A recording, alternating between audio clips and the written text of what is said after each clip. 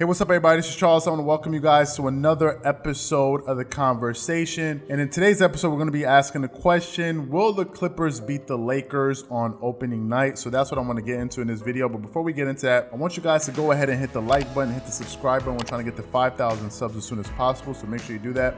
And hit the notification bell to be notified whenever we drop our content so you don't miss anything. So let's just get straight into the topic. So, we're towards the end of July, and, the opening of the NBA season is going to happen on July 30th, where games are going to resume again. As you know, there's currently training camp happening. A lot of teams are in the bubble. Teams are trying to get their rhythm back, get prepared for the end of the season. And as you all know, there are going to be 8 games remaining in the season to hit that magical number of 70, because that's, again, when, that's when the TV deals begin to kick in, and that's when the NBA really starts to make its money. So that's the reason that they chose 8 games, and one of the games that they have slated for the opening night is the Lakers versus Clippers, and it's really been the big sort of marquee matchup all throughout the season. It's been one of the biggest stories all throughout the season, the Battle of LA, and it all started precipitating back last off season when the Lakers were able to acquire Anthony Davis, and then the Clippers were able to get Kawhi Leonard in the Kawhi Leonard sweepstakes, and then he was able to come over there with Paul George to the Clippers, and that's what really started creating this interstate rivalry between these two teams. Now, we all know that LA has always been a Lakers town, and it's probably going to be that way for a while because, they have 16 championships. So I'm sure that LA, fan base are, bleed through and through are Lakers fans. But there are a lot of Clippers fans out there, and I think a lot of Clippers fans have been sort of waiting for their time, to really get their moment to shine.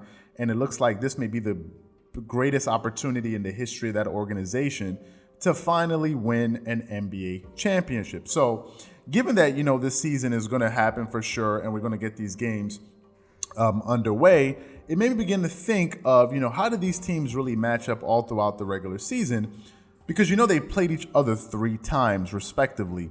The first game was on October 22nd, which was on NBA opening night, funny enough.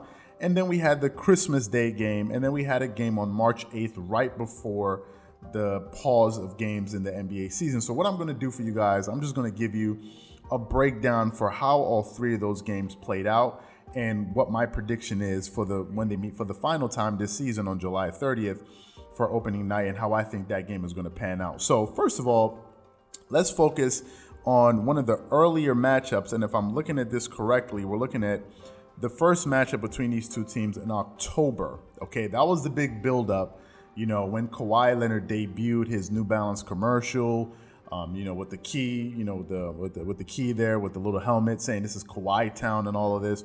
So it was a pretty big game for the Clippers. Steve Ballmer was in attendance. A lot of the big stars were there to see how everything was going to pan out. And going into that game, a lot of analysts sort of seemed to be picking the Lakers. And I think I understand the logic as to why they decided to do that, simply because Kawhi wasn't going to have Paul George available to him, and the Lakers had a full complement of their roster available to them. Paul George was coming off of shoulder surgery, and he had actually missed training camp in Hawaii, so he wasn't going to be there. So a lot of people just looking at the teams on paper, they were assuming that the Lakers were going to win that game. But what ended up happening, the Clippers ended up winning that game, but the game had many different storylines. For the Lakers side, you had Danny Green, who came up really big that game, and he ended up scoring 28 points that game, hitting 7 out of 9 3-pointers, and he immediately showed his impact, his championship pedigree, because remember, Danny Green was on the Toronto Raptors just the season before when they won the NBA championship, and I think he made a big splash, a big opening debut, hitting 7 3-pointers in that game. Then Anthony Davis got you 25 points, 9 rebounds, and 5 assists with 2 blocks and 1 steal.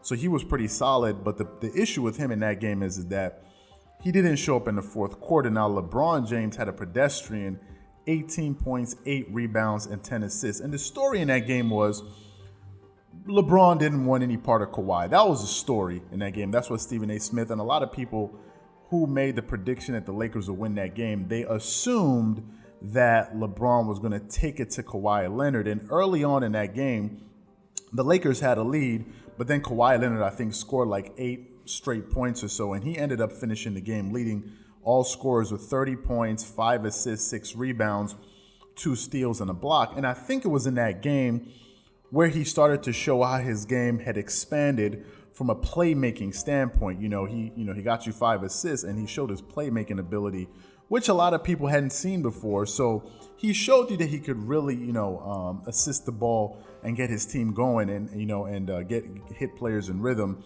But also the Clippers had a strong bench performance with Lou Williams chipping in 21 points, Montrezl Harrell chipping in 17, and John Michael Green chipping in 12 points. So that's how that first game panned out. Then they met for the second time on Christmas, all right? And on Christmas, it was, the game was a close game once again. And again, going into the second half, the Lakers had the lead. They had the lead. Now, this time around, Paul George was available for the Clippers, and he was playing. And in that game, once they got to the second half, once the third quarter started, is when the game really started turning around. Now, one of the bright spots for the Lakers that game was Kyle Kuzma. Kyle Kuzma has been known to be a little bit inconsistent, and they've been trying to make him the third wheel of that sort of championship trio for the Lakers because they're looking for that third star, that third consistent scorer. And in that game, the dude ended up hitting 4 out of 9 3-pointers and chipping in 25 points, I believe, coming off the bench. So he was huge for the Lakers. Anthony Davis scored 24 points, got you 6 rebounds and 3 assists. And for me, I think that's a little bit low on the rebound side for a guy that's playing power forward who refuses to play center. LeBron James did a little bit better, almost getting you a triple-double with 23 points, 10 assists, and 9 rebounds. So he got you 2 steals. So he was good. But once again, he wasn't the LeBron that a lot of people were expecting him to be to really take over the game down the stretch. But on the Clippers side, it was a completely different story. Kawhi Leonard ended up scoring 35 points that game, leading all scorers once again. Got you 5 assists, 1 steal, 12 rebounds. So actually, Kawhi, playing at small forward, got you more rebounds than Anthony Davis, which is pretty interesting. Now, Paul George didn't have such a great shooting night. He shot 5 of 18 from the floor, but he went 100% from the free throw line, got you 5 rebounds, 3 assists, and 3 blocks. So he was really good defensively. And if you guys go back and look at the highlights in that game, he was sensational defensively. If you guys are going to look, Zubac chipped in 11 points. Montrezl Harrell, who was a model of consistency, he came off the bench and got you 18 points. And they were able to come away with that win, 111-106, with the signature defensive play probably of the season when Patrick Beverley swiped the ball out of LeBron's hands and it went off of his fingertips. And it became Lakers ball because they were down 3 points and they went down, hit the free throws. And that pretty much clinched the game, and the Clippers ended up winning that game. So that's how game 2 of these 2 games played out. But they were pretty close. And for the third time when they met on March, I think it was the Lakers' most impressive stretch of basketball throughout the season. Because remember, before the Lakers played the Clippers, they had to play the Milwaukee Bucks and Giannis Antetokounmpo. And LeBron showed up major in that game, and the Lakers ended up winning that game. And then they had a day off, and then they had to play the Clippers. And in that game, the Lakers won that game.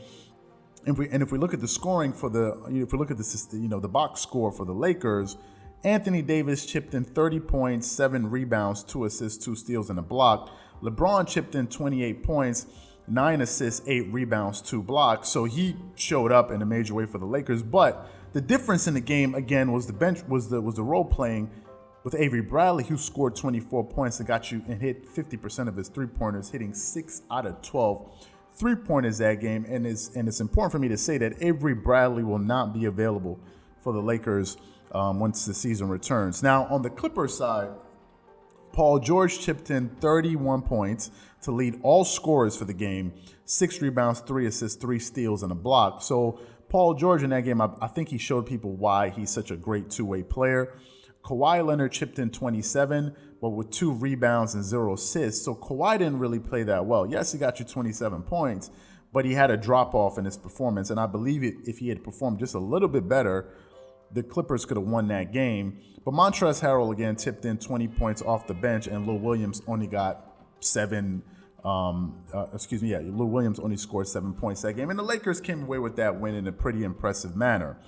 So going into game 4, if we're looking at the team leaders, if we're looking at the Lakers leader, LeBron James, although he's not the number 1 scorer, but he is the team's leader, he's averaging 25.7 points a game, 7.9 rebounds, which is fantastic.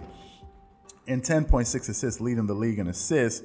He's shooting 50% from the field this season, 35% from the three-point line, 70% from the free throw line, and he's getting you 1.2 steals a game. So that's where LeBron left off before the season ended. And Kawhi, the leader for the Clippers, he's averaging 27 points, 7.3 rebounds, and 5 assists. He's shooting 47% from the field, 36.6% from the three-point line, 89% from the free throw line, and getting you 1.8 steals a game. So going into this final game for the regular season, I think that it's going to be a little bit different because, remember, this team, the Lakers don't have all of their players. And I just heard that Montrezl Harrell had to leave the bubble for reasons I haven't been able to get into. I don't know the specific reasons as of yet. But going into this fourth game, I think the Clippers are going to win. And for one reason, I think the star that benefits the most for not having home court advantage and not needing a crowd is Kawhi Leonard. And I think he's going to find a way to will his team to a win. I just have this feeling that the Clippers are going to come away with the win. But then again, I wouldn't be surprised if the Lakers do. So because, it's a new format. It's a new type of season that we're going into. And I've never seen anything like this. But if I had to put my money, I would say I'd say that the Clippers will probably win the game. I'll give them a 55% chance to the Lakers 45%.